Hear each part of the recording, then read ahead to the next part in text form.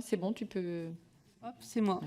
Merci Madame la Présidente. Monsieur le rapporteur, Madame la Ministre, le groupe démocrate se réjouit de l'examen aujourd'hui par notre commission de la proposition de loi cadre relative à la restitution des restes humains appartenant aux collections publiques et votée par nos collègues du Sénat le 13 juin dernier.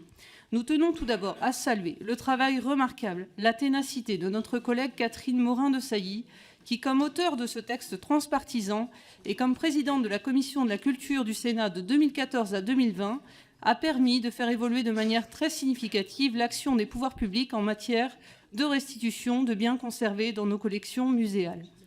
J'ai également une pensée pour notre collègue du mouvement démocrate, Nicolas About, qui en 2002 a initié, grâce à une autre proposition de loi sénatoriale, l'une des premières restitutions de restes humains, celle qui permit le retour dans son pays d'origine de la dépouille mortelle de Saartjie Baartman, surnommée la Vénus Hottentote. Rappelons d'un mot que Saartjie Baartman fut cette femme sud-africaine, réduite en esclavage, puis exhibée comme phénomène de foire au Royaume-Uni, en Hollande et en France, avant de susciter la curiosité de nos scientifiques, à commencer par Cuvier, qui récupéreront sa dépouille et dont le squelette et le moulage furent exposés au Musée de l'Homme jusqu'en 1974.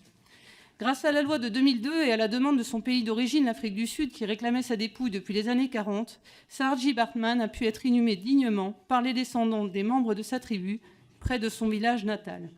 Ce droit qu'elle aurait dû avoir naturellement de reposer en paix auprès des siens, il fallut plusieurs décennies et une loi spéciale pour le lui donner. En effet, a toujours été avancé pour empêcher ce type de restitution l'inaliénabilité du domaine public, théorisée par l'un de nos grands légistes, Michel de l'Hôpital. Sa statue orne la colonnade de notre Assemblée. C'est de fait l'édit de Moulins de 1566, promulgué par Charles IX et préfigurant notre Code civil, qui insère ce principe d'inaliénabilité du domaine public.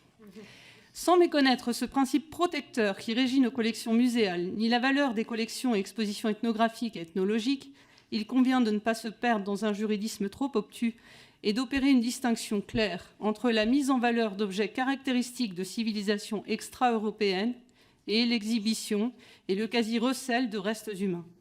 Ce texte nous y invite en fixant de façon claire un cadre dérogatoire au principe d'inaliénabilité, et c'est une très bonne chose, et un cadre que je crois nous allons encore faire progresser, et nous y sommes favorables.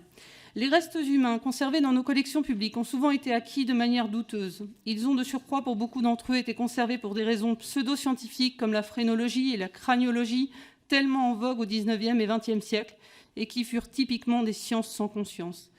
Comme Madame la ministre de la Culture l'a dit en commission au Sénat, quand ces restes humains sont arrivés dans des conditions suspectes et quand leur conservation dans un musée heurte les principes de la dignité humaine, nous devons être en mesure de nous interroger sur la légitimité de leur présence dans les collections publiques. Aujourd'hui, notre groupe voit dans ce texte un chemin pour avancer dans la voie de ce type de restitution. Il permettra par le consensus et l'étude historique et scientifique d'extraire de nos collections publiques des restes humains qui n'auraient pas dû y entrer.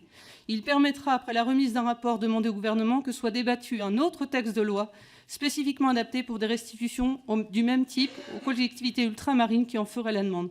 Il permettra surtout, et c'est là l'essentiel, aux communautés d'origine d'honorer la mémoire de l'un d'eux dans le respect de leur rite funéraire.